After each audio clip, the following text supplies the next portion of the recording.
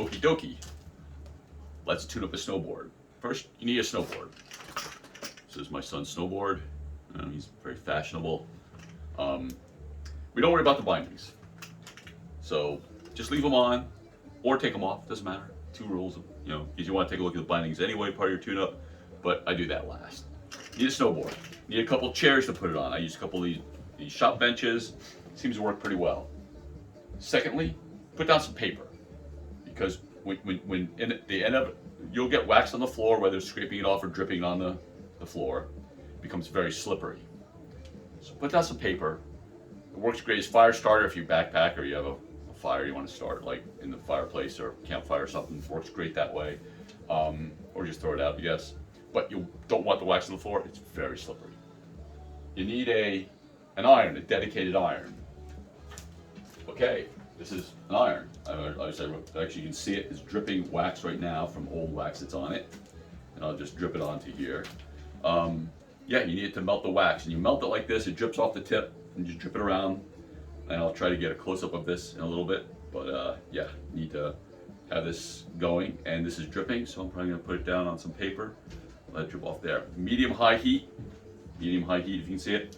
Go buy a $10 iron and just dedicate it to it. They have special ones, but honestly, this works really well. With that said, you want wax. This is the Hertel wax. It's called Super Hot Sauce. They all work. All conditions, all temperatures. Get one of those waxes. Just go to your ski shop, buy some of this. It's cheap. Buy it online. Buy it from Amazon. I think I did that.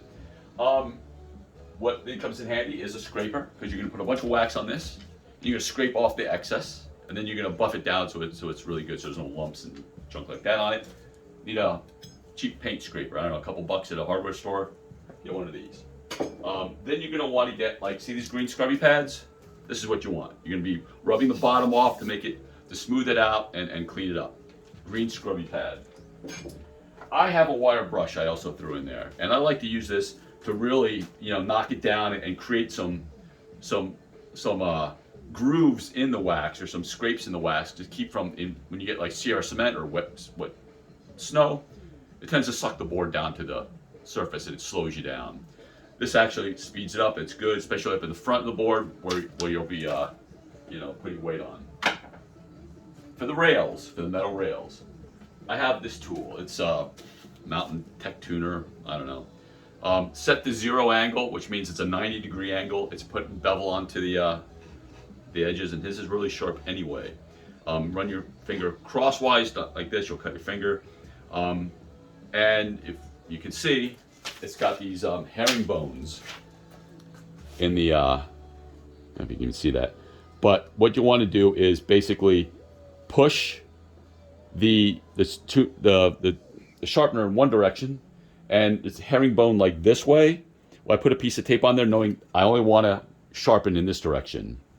But you'll see, when you get this, you'll see a bunch of herringbones, a bunch of angles on the file, and just go like that. I set it to 0. That's good enough. Honestly, I'm not good enough of a snowboard to tell the difference, but I think 0 works perfectly well. A metal file. Yay.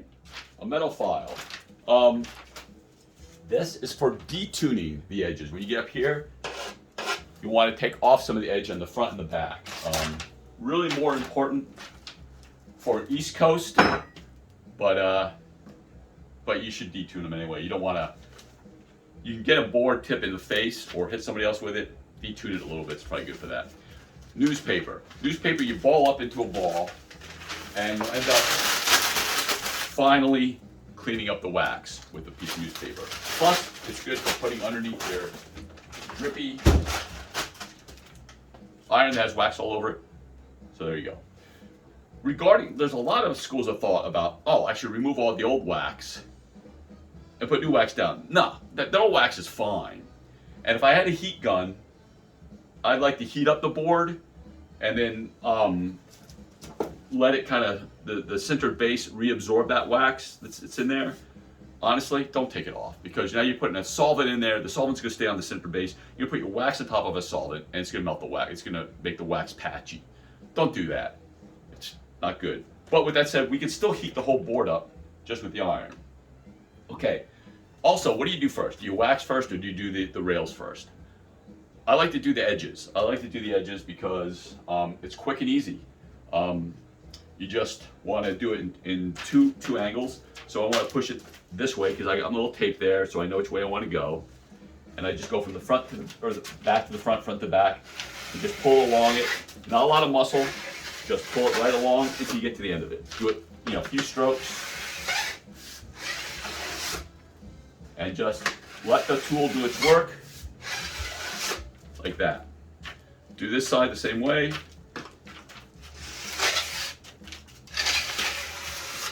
Like that. You don't need to take a lot off. You just want to shave down the tip.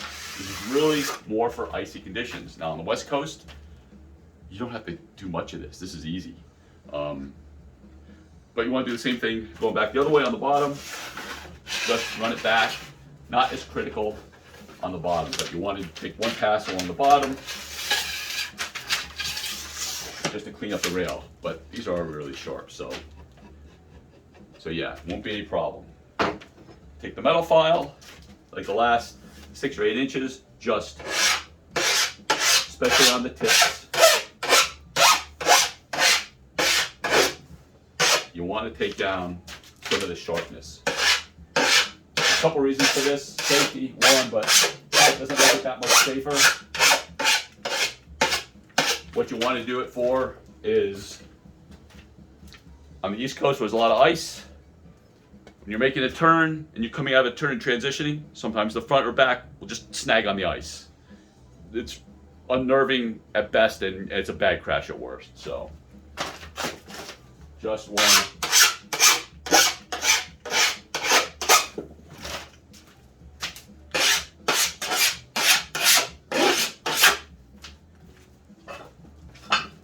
Again, don't need to do a lot, but you can actually feel the difference from where it's sharpened and where it's not. It's good to do. So that's done. That's pretty quick, right? Next thing we want to do, we want to heat up the whole board. Don't leave this sitting in one spot for any time.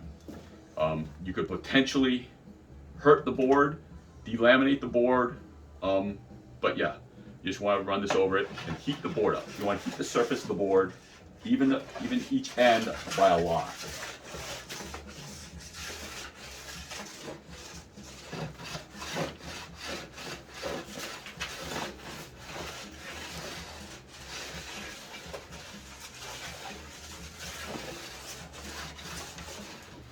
You put your hand on it, feel how warm it is, how cool it is, but you want to warm up the board.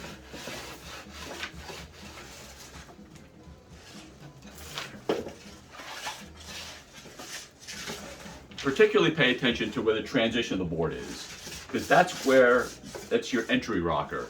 And you want to make sure that's as waxed as possible, because that's where you get stickiness really starts to develop at the entry rocker, at the curve of the board, at the front of the board.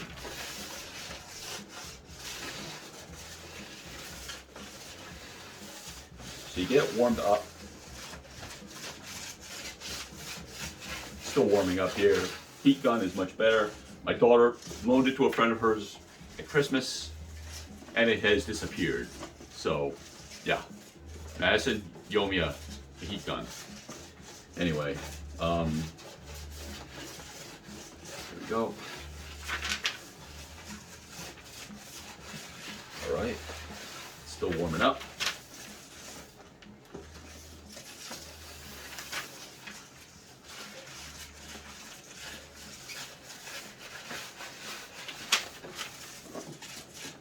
Okay, that's good. Now what we do is we take wax and just literally put it on here, and you'll see it start to melt. And it'll start running down and dripping. You probably can't see this on camera.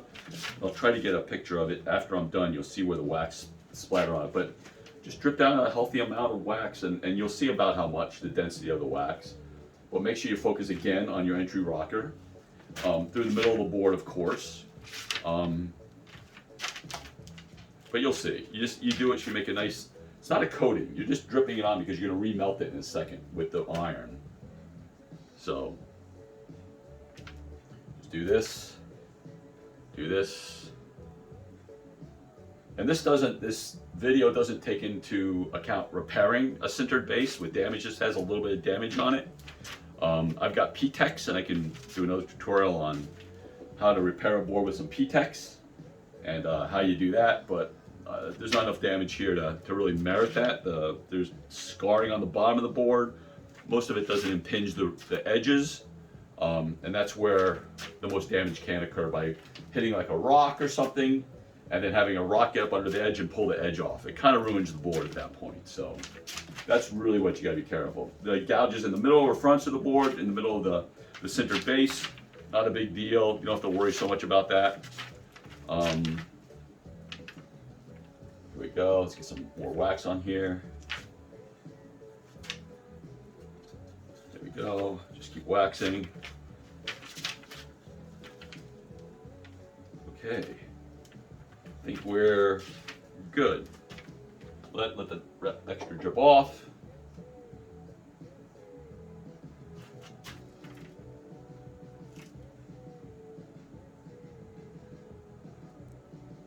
Okay, let's put this over here. I'll bring the camera over to see exactly how. See if I can do this without turning it off.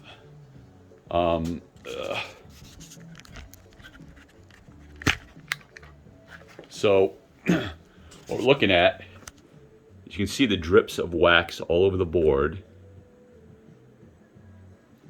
where it sits. So what we're going to do here is we're going to run the iron over it. As a matter of fact, I'll do that while I'm here. And you can see it smooth out. So you see all the drippy wax?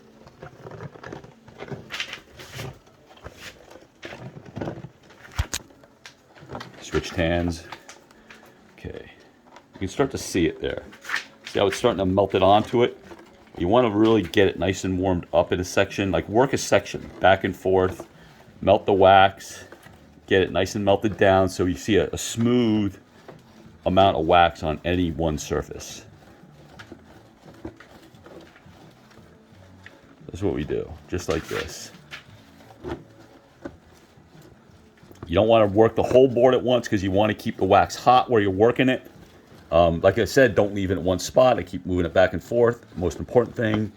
But really, we're working one spot at a time here. So there you go. See, as you work it, you'll start to see where, oh yeah, there's still wax spots there. You just want to make sure the whole board's covered. If there's a little high spot of wax, don't even worry about it. We'll take care of that in a second. But you want to get it all the way to the edges. So it's something you want to kind of keep an eye on. And it's a little deceptive because what happens is the wax cools. It looks like you haven't covered that spot, but you actually have. You can see it as you go. Just keep working it. And this is the entry rocker, or maybe the other side is, I don't know. But we'll keep working it.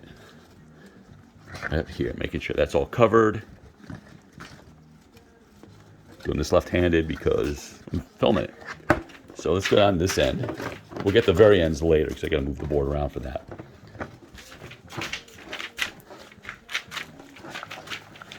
Let's work this.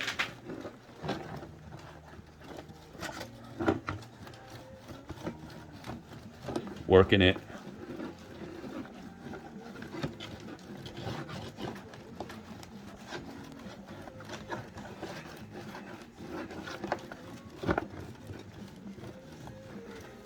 Yeah, keep going here. Okay, get that nice out to the edges.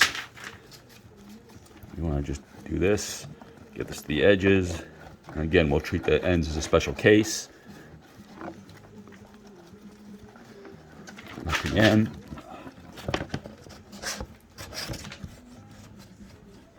This is the end now. This is kind of, you just have to work it to the ends, but definitely the rocker section where it's a really steep curve. Want to get that nice and make sure that's melted in nicely. Heating the sintered base and heating the wax at the same time creates an environment where the molten wax can actually get into the base. And that will actually last quite a few days of snowboarding.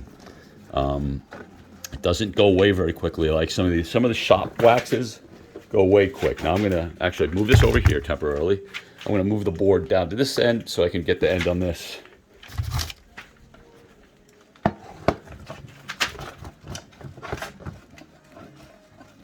Okay.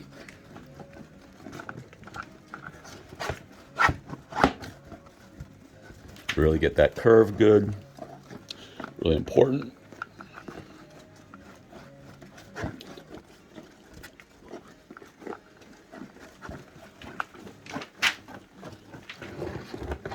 Okay, that is about it. And now you can turn off the, just unplug it, the iron. That's all we need that for. So, as it's cooling, we can begin scraping it down. Now, this is where the scraper comes into play.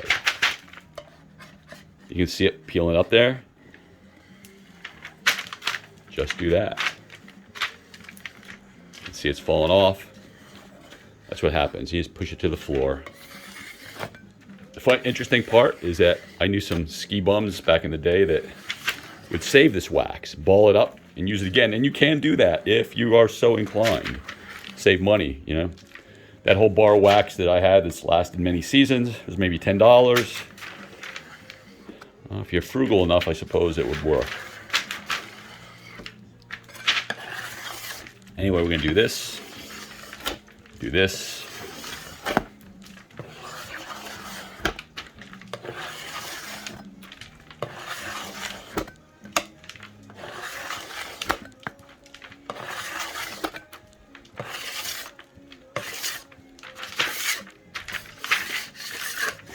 Okay.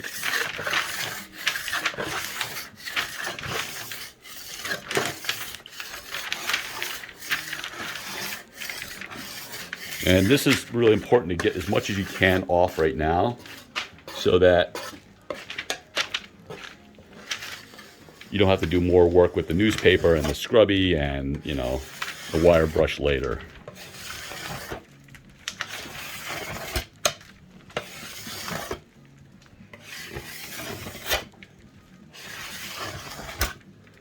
Yeah, a guy I used to work with, this guy Brad, back in the 80s, he taught me how to do this, and he was a ski bum, but he was a really brilliant PhD in physics.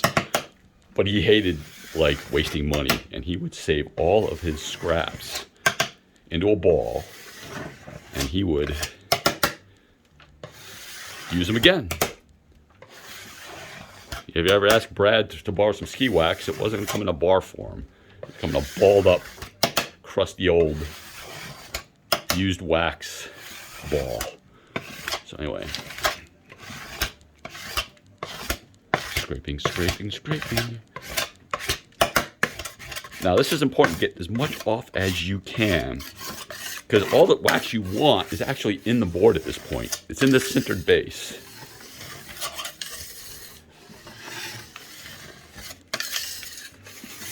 As a matter of fact, most of the wax that you used is coming off now.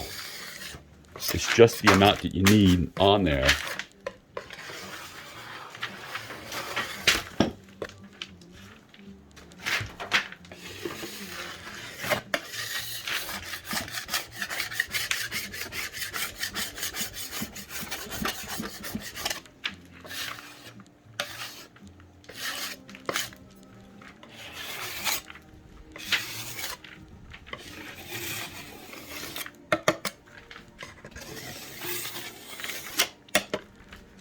Coming up on 20 minutes here, huh?